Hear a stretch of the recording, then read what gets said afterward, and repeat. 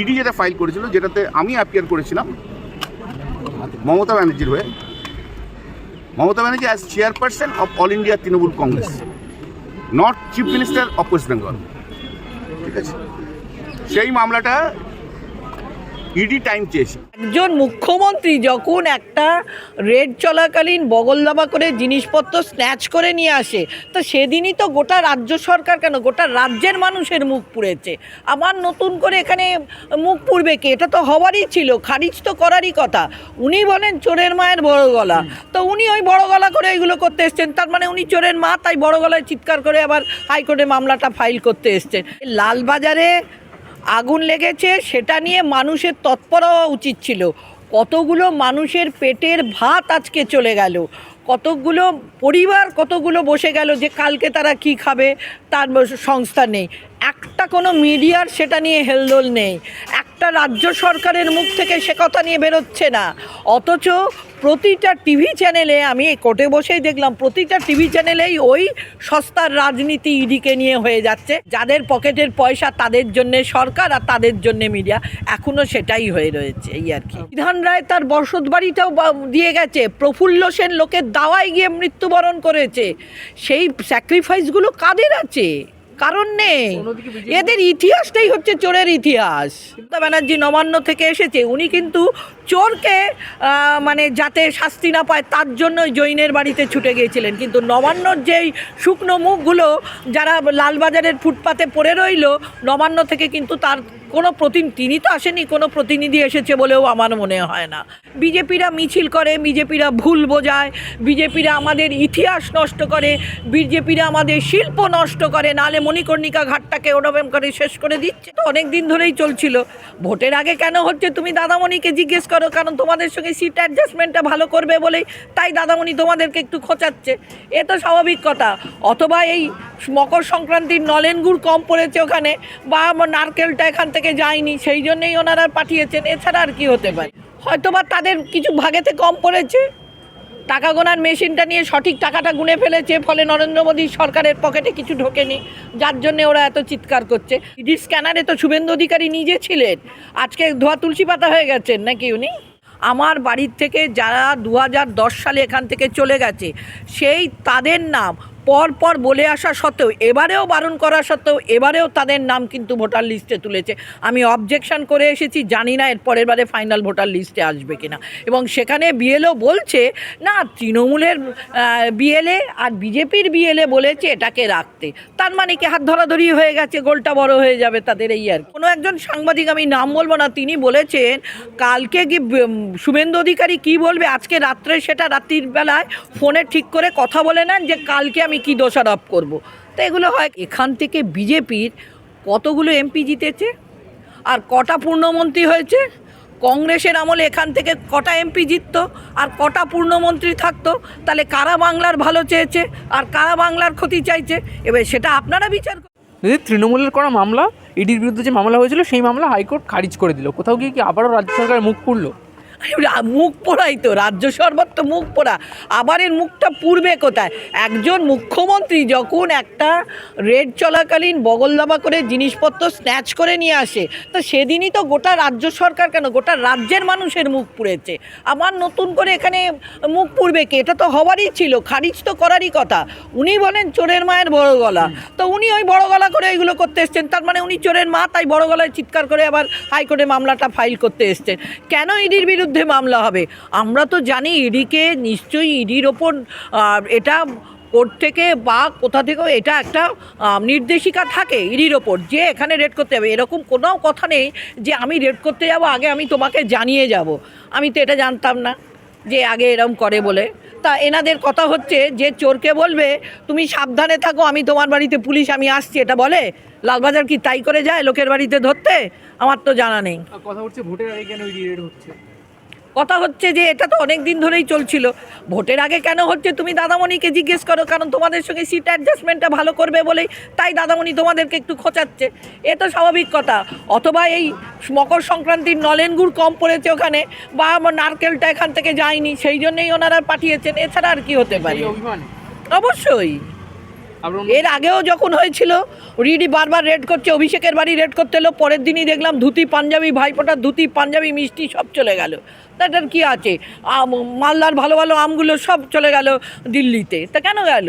অন্যদিকে তো বিজেপি নেতৃত্বই ইডি সিবিআইকে দোষারোপ করছে, ইডিকে বলছে চাকরি ছেড়ে দিয়ে দারোয়ানের চাকরি করতে।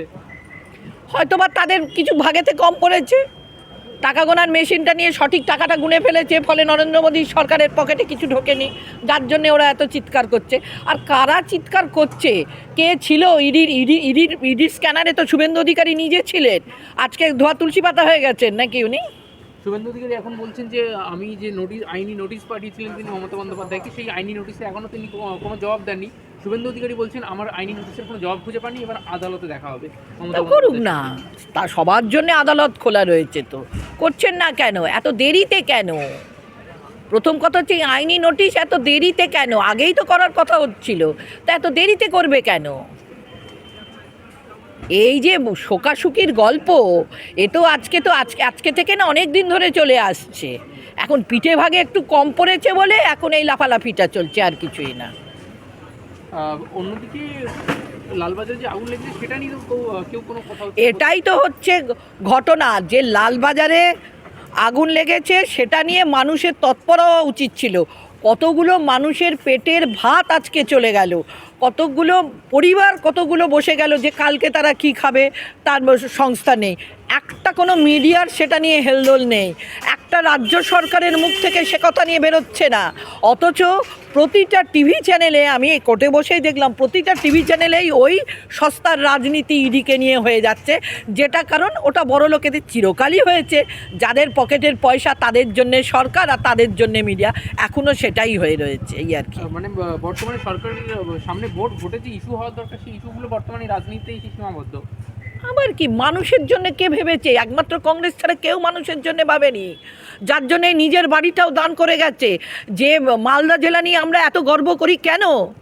আজ গনি খান চৌধুরী নিজেকে মানে দেশ বাঁচানোর জন্যে তার বসত বাড়ি এখানকার বিক্রি করেছে। আজকে বিধান রায় তার বসত বাড়িটাও দিয়ে গেছে। প্রফুল্ল সেন লোকের দাওয়ায় গিয়ে মৃত্যুবরণ করেছে। সেই স্যাক্রিফাইসগুলো কাদের আছে? কারণ নেই। এদের ইতিহাসটাই হচ্ছে চোরের ইতিহাস। কিন্তু বিজেপি তো বলছে 26-এ লড়াই জনতার সঙ্গে, মমতা বন্দ্যোপাধ্যায় লড়াই, জনতা বিজেপির সঙ্গে আছে।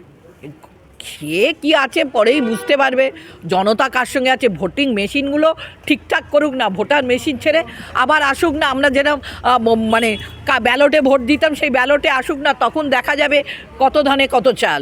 সেটা কেন করছে না?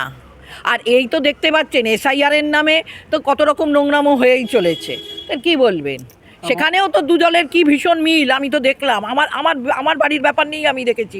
এর আগেও আমি একটা টিভি চ্যানেলকে বলেছিলাম, আমার বাড়ির থেকে যারা 2010 সালে এখান থেকে চলে গেছে সেই তাদের নাম পর বলে আসা সত্ত্বেও, এবারেও বারণ করা সত্ত্বেও, এবারেও তাদের নাম কিন্তু ভোটার লিস্টে তুলেছে।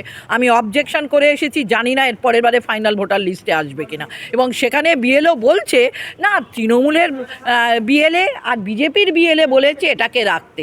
তার মানে কি হাত ধরাধরি হয়ে গেছে, গোলটা বড় হয়ে যাবে তাদের, এই আর কি। কিন্তু মমতা বন্দ্যোপাধ্যায় কাল নবান্ন থেকে একটি প্রেস কনফারেন্স করেছিলেন, সেখানে তিনি বলছেন বিজেপি ইচ্ছাকৃতভাবে এআই এর মাধ্যমে বিভিন্ন লোকের নাম বাদ দিয়েছে। আমি বলতে পারবো না, এই জিনিসটা সম্পর্কে আমার ধারণা কম। কিন্তু এবার তৃণমূল বিজেপিকে দোষারোপ করছে। এটা তো হচ্ছে করতে হবে তাই করছে, তা না হলে অবশ্যই লোক দেখানো, না হলে আমরা তো শুনি কোনো একজন সাংবাদিক, আমি নাম বলবো না, তিনি বলেছেন কালকে কি শুভেন্দু অধিকারী কি বলবে আজকে রাত্রে, সেটা রাত্রির বেলায় ফোনে ঠিক করে কথা বলে নেন যে কালকে আমি কি দোষারোপ করব। তো এগুলো হয় কেন? সাংবাদিকরা তো আপনারা আমাদের থেকে বেশি জানেন, আমরা তো অতটা বলতে পারবো না। আর কারোর ফোনে আড়ি পাতাও আমাদের দ্বারা সম্ভব নয় সাধারণ মানুষের পক্ষে। দেখুন না, যদি তাই না হতো, রাস্তাঘাটের এই বেহাল দশা, একবারও সেই নিয়ে কথা হয়? একবারও কি শুভেন্দু অধিকারী আজকে বলেছে যে না লালবাজারে এই লোকগুলো পুড়ে গেল, এদের কি অবস্থা হলো আমি একবার দেখে যাই? সেটা কি কেউ এসেছে? না, মমতা ব্যানার্জি নবান্ন থেকে এসেছে। উনি কিন্তু চোরকে মানে যাতে শাস্তি না পায় তার জন্যই জৈনের বাড়িতে ছুটে গিয়েছিলেন। কিন্তু নবান্নর যেই শুকনো মুখগুলো যারা লালবাজারের ফুটপাতে পড়ে রইল, নবান্ন থেকে কিন্তু তার কোনো তিনি তো আসেনি, কোনো প্রতিনিধি এসেছে বলেও আমার মনে হয় না। তা এটা কি এরা মানুষের জন্যে করে? এরা মানুষের জন্য না, এরাই দলাদলি করে। শুভেন্দু অধিকারী তো তিনি মিছিল করতে ব্যস্ত, তার উপর হামলা হয়েছে, সংবিধানের উপর হামলা হয়েছে বলে তিনি বলছেন, তিনি মিছিল করতে ব্যস্ত। ওটা মিছিল, বিজেপিরা মিছিল করে, বিজেপিরা ভুল বোঝায়, বিজেপিরা আমাদের ইতিহাস নষ্ট করে, বিজেপিরা আমাদের শিল্প নষ্ট করে, নাহলে মণিকর্ণিকা ঘাটটাকে ওরকম করে শেষ করে দিচ্ছে, তা আজকে কী হবে? তো মিছিলই করবে। মানুষের জন্য করতে গেলে পথে থাকতে হবে, মানুষের পাশে থাকতে হবে, মানুষের কোটায় দুঃখ দেখতে হবে, সেটা তো দেখছেন না। কলকারখানা প্রতিষ্ঠা করার ব্যবস্থা করতে হবে। আচ্ছা আগে বলুন তো, এখান থেকে বিজেপির কতগুলো এমপি জিতেছে আর কটা পূর্ণমন্ত্রী হয়েছে? কংগ্রেসের আমলে এখান থেকে কটা এমপি জিততো আর কটা পূর্ণমন্ত্রী থাকতো? তাহলে কারা বাংলার ভালো চেয়েছে আর কারা বাংলার ক্ষতি চাইছে? এবার সেটা আপনারা বিচার করে দেখুন।